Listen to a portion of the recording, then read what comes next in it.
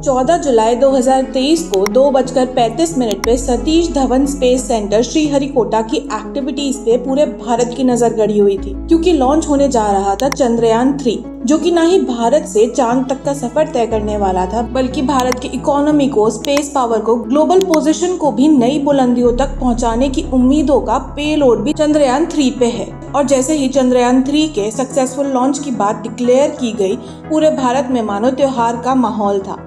पर सवाल ये उठता है कि आखिर कितना जरूरी था चंद्रयान मिशन, और क्या इतनी फंडिंग जो कि चंद्रयान जैसे तमाम मिशंस के लिए इसरो यानी इंडियन स्पेस रिसर्च ऑर्गेनाइजेशन को दी जाती है, इंडिया में इतनी सोशो इकोनॉमिक प्रॉब्लम्स के बावजूद वो वर्थ है। Let's begin. 3, 2, 1, 0। क्या लेकिन आज सारी दुनिया भारत की space agency We're looking forward very much to tomorrow's launch. Hope for the best.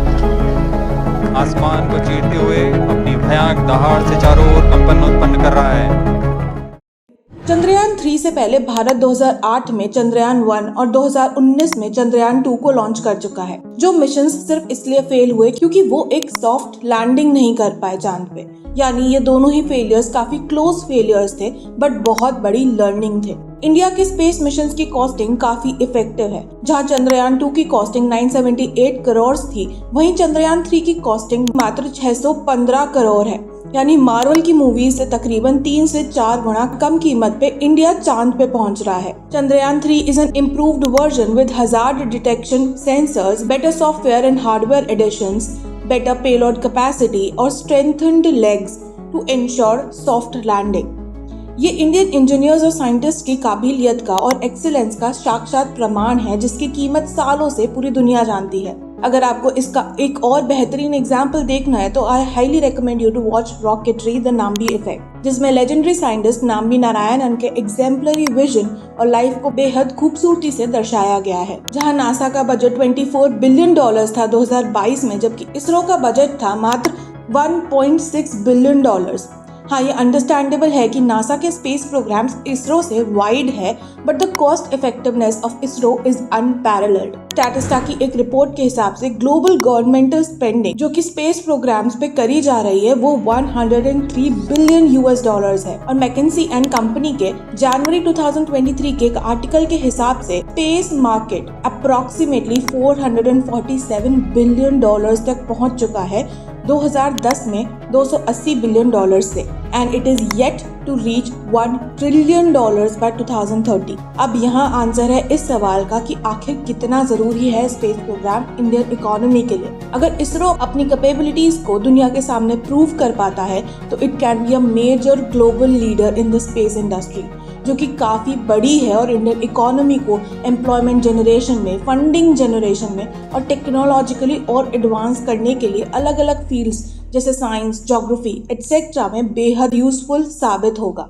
ISRO की वेबसाइट के डेटा के अकॉर्डिंग 26 अप्रैल 2023 तक इसरो ने 28 कंट्रीज के लिए 239 फॉरेन सैटेलाइट्स लॉन्च की है, and this is a matter of pride for India. Legendary scientist जैसे विक्रम साराभाई, एपीजे अब्दुल कलाम, सतीश धवन जो कि सिर्फ ₹1 सैलरी लेते थे जब वो इसरो की चीफ बने, और भी कई लोगों के विजन और कड़ी मेहनत से despite many challenges like lack of money, lack of resources, lack of support, आज इसरो इस मकाम तक पहुंच पाया है। इसरो की सैटेलाइट से disaster management, geographic studies, scientific research, space research etcetera को तो हेल्प मिली ही है, बल्कि कई ऐसे यूनिवर्स के वैल्यूएबल रिसोर्सेज की स्टडी भी की गई है जो कि फ्यूचर में इंडिया को, इनफैक्ट पूरी अर्थ को, ह्यूमैनिटी को ड्रामेटिकली हेल्प कर सकते हैं।